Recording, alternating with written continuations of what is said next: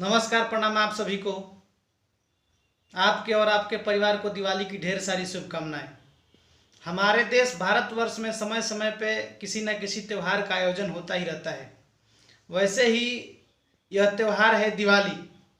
दिवाली जब आती है, दिवाली के कुछ दिन पहले से ही अपने घर के सारे कचरा को निकाल फेंकते हैं और घर को अच्छी तरह से रंग पेंट करके उसे फिर से चमका देते हैं, एक नई आकृति देते हैं और तब जाके हम दिवाली को मनाते हैं। जब भी कोई त्यौहार आता है तो हमें कुछ ना कुछ संदेश दे के जाता है।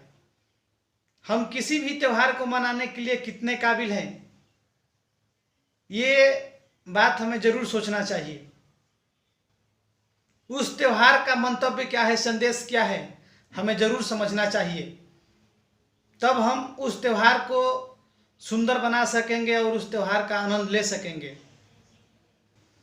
यह त्यौहार क्यों मनाया जाता है?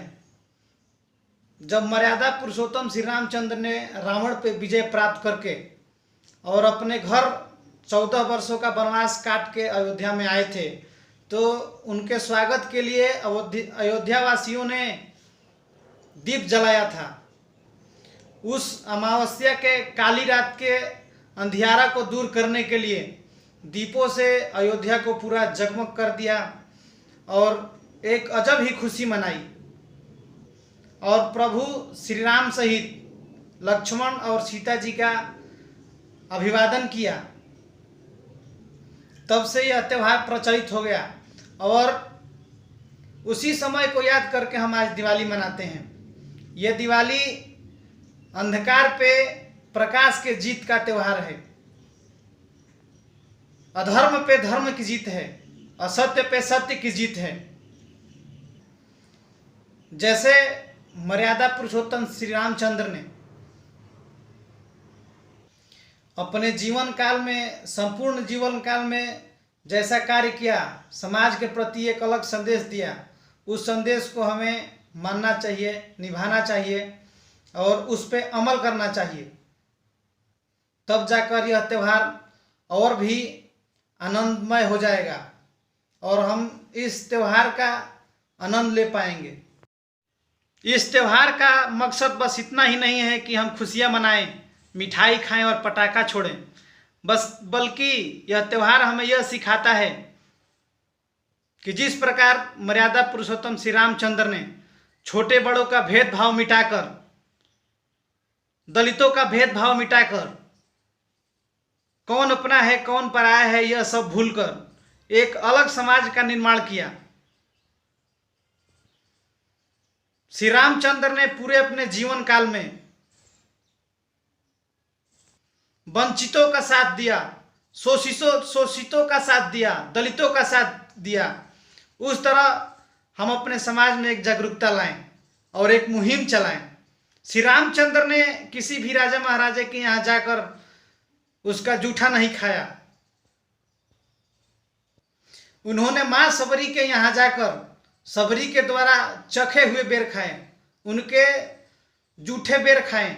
समाज में एक अलग परिभाषा देके गए, समाज के भेदभाव को कैसे मिटाना है, अपने भक्त के प्रति कैसे रहना है, अपने सेवक के प्रति कैसे रहना है। हम मालिक हैं, हमारे नीचे जो भी सेवक है उसे कैसे रखना है, ये संदेश उन्होंने बखूबी निभाया और हमें ये बतलाया कि धरती पे जितने भी लोग हैं, जितने भी जीव हैं, सब हम सबके अपने भाई हैं, चाहे वो कोई भी जीव हो। हम उस माला के फूल हैं और भगवान उसका एक धागा है जो हम सबको एक में बांध के रखा है। हम तो बस इतना ही जानते हैं कि त्यौहार आता है, खुशियां मनाएं, पटाखे छोड़ें, मिठाई खाएं और उसके संदेश को भूल जाएं। बल्कि त्यौहार इसलिए आता है कि हम उस त्यौहार के उद्देश्य को जानें, माने, समझें और अपने ऊपर, अपने घर के ऊपर और अपने समाज के ऊपर इस चीज को लागू करें। अपने घर परिवार, जाति मजहब से ऊपर उठकर ये पूरा पृथ्वी अपना परिवार है, अपना घर है माने। जैसे हमारे महापुरुष मर्यादा पुरुषोत्तम रामचंद्र ने करके दिखाया। चाहे वो राम हो चाहे कृष्ण हो। श्री कृष्ण जी ने 11 वर्षों तक अपने पैरों में चप्पल नहीं पहना था, इसलिए ताकि उनके साथ में खेलने वाले और भी गरीब घर के बच्चे थे और भी गरीब परिवार के लड़के थे, उनके साथ में खेलते थे। कितनों के पास पहनने के लिए पैर में चप्पल तक नहीं था, इसीलिए उन्होंने इतने वर्षों तक 11 वर्षों तक अपने पैरों में चप्पल इसलिए नहीं पहना कि जब हमारे मित्र हमारे साथी इस लायक नहीं है, काबिल नहीं है कि वो चप्पल का व्यवस्था कर सके, तो उनके पैरों में कांटा लगेगा तो मेरे भी पैरों में कांटा लगेगा, तो बराबर बराबर का दुख का अनुभव होगा।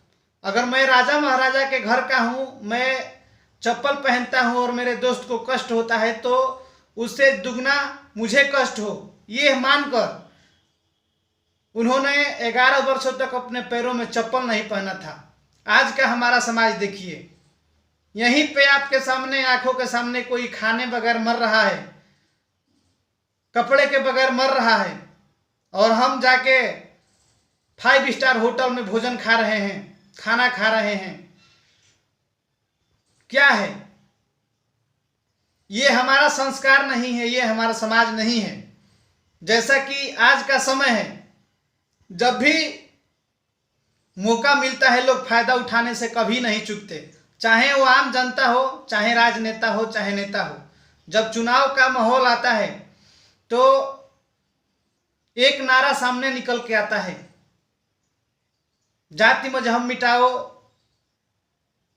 भेदभाव मिटाओ, दलित हमारे भाई हैं, मुसलमान हमारे भाई हैं, जाति मजहब से ऊपर उठकर मैं ऐसा काम करूंगा कि अब तक किसी ने नहीं किया हो। अगर हम इस चीज को खत्म कर देंगे तो हमें ऐसी पंक्ति लिखने की जरूरत नहीं पड़ेगी। वोट के चक्कर में नेता, राजनेता, विधायक जाते हैं आदिवासियों के बस्ती में, दलितों के बस्ती में, और अखबार वाले, न्यूज चैनल वाले लिखते हैं कि आज फला आदमी ने दलितों के साथ भोजन किया, आदिवासियों के साथ भोजन किया, ये किया, वो किया। जब हम इस चीज को जाति मजहब से ऊपर उठकर मर्यादा पुरुषोत्तम रामचंद्र की तरह इस चीज के प्रति हम एक मुहिम छेड़ेंगे कि इसको हमें मिटाना है, तो एक न एक दिन हम इसको मिटा के रहेंगे और हम अपना सच्चा त्यौहार मनाएंगे। चाहे दिवाली हो, होली हो, चाहे कोई भी त्यौहार हो।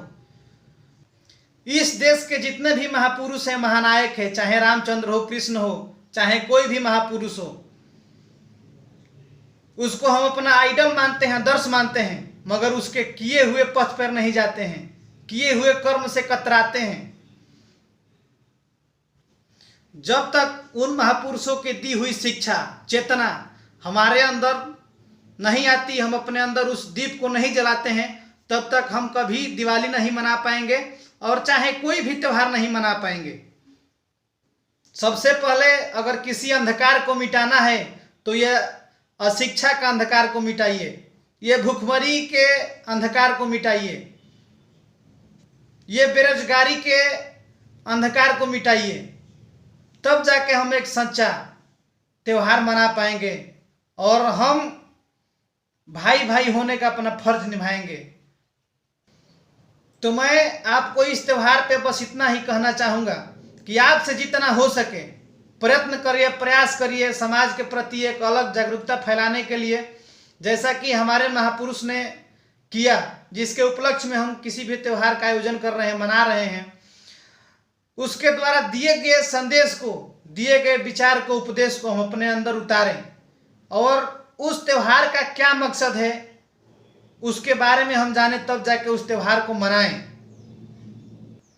आपके अगल बगल में जितने भी असहाय लोग हैं, जिनसे आप थोड़ा ठीक ठाक हैं, आपको लग रहा है कि मैं इनका सहायता कर सकता हूं, तो उनका खुलकर आप सहयोग करिए, सहायता करिए, उनको गले लगाइए, भाईचारा उनके साथ निभाइए और उनको उठ खड़ा होने का हौसला दीजिए। मेरा यही आप सभी से आग्रह है। और दिवाली को अच्छे तरीके से मनाएं, अपने घर परिवार में बच्चों का ख्याल रखें। और मैं आपसे यही आग्रह बार बार करूंगा कि जितनी भी समाज में बुराइयां हैं, चाहे आपके अंदर जितनी भी बुराइयां हैं, घर मकान भले पेंट ना करें, कोई दिक्कत नहीं है, मगर अपने मन के मकान को जरूर पेंट करिए। इसमें भरी हुई बुराई को बाहर निकाल कर फेंकिए, दिमाग के कचरा को बाहर निकाल कर फेंकिए और समाज के प्रति एक अलग मंतव्य लेकर चलिए कि समाज में मुझे ऐसी क्रांति लानी है और मुझे समाज के प्रति ऐसा व्यवहार करना है, ऐसे रहना है। चाहे आप किसी भी जाति धर्म के हो, ये सब भूल जाइए। हर आदमी को गले लगाइए। भिखारी भिखमंगे जितने भी लोग हैं, अगर आपको लगता है कि मैं इनका कुछ भला कर सकता हूं तो आप जरूर करिए। मैं आपसे यही आग्रह करूंगा। हमारे समाज में एक ऐसा अभिशाप है जाति और मजहब का। जब हम कहीं भी समाज में जाते हैं तो हमसे हमारा नाम पूछा जाता है, हम अपना नाम बताते हैं, नाम के साथ फिर भी आदमी को तसल्ली नहीं मिलता है तो हमसे हमारा टाइटिल पूछता है। जब हम टाइटिल बताते हैं, टाइटिल बताने के साथ में आपको कितना इज्जत देना है, कितना इज्जत करना है, सामने वाले अपने दिमाग में एम बैठाता है। आपके साथ कैसा व्यवहार करना है, आपके टाइटिल के सुनकर, आपके नाम को सुनकर वो अपने दिमाग में एक प्रयोजन बनाता है। ये कितने शर्म की बात है। जबकि हमें समाज में इस नजरिए को बदलना है। जैसे प्रभु रामचंद्र ने मां सबरी का जूठा बेर खाने से इनकार नहीं किया, तो हम तो आप तो एक आम इंसान हैं जो हमारा कुछ भी नहीं, शरीर का सर का एक बाल सफेद हो जाए तो हमारे अंदर इतनी शक्ति नहीं है कि हम उस बाल को सफेद से काला कर सकें। फिर भी हम किस घमंड में जी रहे हैं। तो मैं आपसे यही आग्रह करूंगा कि इन सब चीजों को मिटाइए। अपने आप एक दिन ये सब सारी चीजें मिट जाएगी टेलीविजन स्क्रीन से, समाचार अखबार से, कि फलाना व्यक्ति दलित के घर जाके खाना खाया, फलाना मुस्लिम के यहाँ खाना खाया, आदिवासियों के यहाँ खाना खाया। अगर सही में मिटाना है, विकास करना है, तो इनका विकास करिए, शिक्षा लाइए, रोजगार लाइए। जब तक देश का एक बच्चा भूखा सोता है तब तक मैं अपने देश को विकसित नहीं मानता हूं। आप भले माने कि हम इतना विकास कर रहे हैं, हवाई जहाज से उड़ रहे हैं, रेल में घूम रहे हैं, क्या कर रहे हैं, नहीं कर रहे हैं, ये हमारा कतई विकास नहीं है। विकास तो तब हम मानेंगे जब देश का बच्चा इलाज के लिए तड़प कर ना मरे, दो वक्त की रोटी के लिए ना मरे, शिक्षा के लिए पशु ना बने, बिना शिक्षा के हैवानियत की हदें ना पार करें। तब मैं मानूंगा कि अपना देश विकास कर गया है और हम एक सच्चा दिवाली मना रहे हैं, होली मना रहे हैं, चाहे कोई भी त्यौहार मना रहे हैं। तो मैं आपसे आग्रह करूंगा कि इस वीडियो को अधिक से अधिक शेयर करें और जितना हो सके आपके अगल बगल अगर लगता है कि मैं इनका सहयोग कर सकता हूं तो जरूर करें।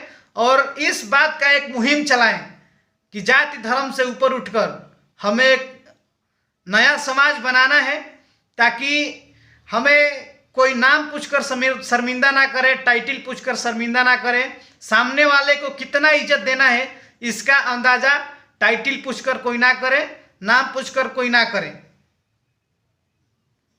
मानता हूं कि कितने लोग होंगे जो मेरी इस बात से असहमत होंगे, कुछ भला बुरा भी कहेंगे, मगर उससे मुझे कोई फर्क नहीं है। अगर हम सब मिलकर ये प्रयास करेंगे, हर आदमी ये प्रयास करेगा कि हमें इस चीज को करके दिखाना है, इसे मिटा के दिखाना है, तो मैं उम्मीद करता हूं, आशा करता हूं कि ये एक दिन काम होके ही रहेगा। जैसे ठान लेने से आज मनुष्य धरती से चांद तक गया है, वैसे ही एक दिन ये समय आएगा कि हम इसको मिटा के रखेंगे और इस पेड़ को, इस नफरती पेड़ के जड़ को हम उखाड़ के फेंक देंगे और हम एक नए समाज का निर्माण कर सकेंगे। तो मैं आपसे आग्रह करूंगा कि इस वीडियो को अधिक से अधिक शेयर करें, फैलाएं, और मेरी वीडियो अच्छी लग रही है तो एक लाइक जरूर करें और अपने परिवार के साथ इस त्यौहार का आनंद लीजिए। सतर्कता के साथ बच्चों का ध्यान रखिए।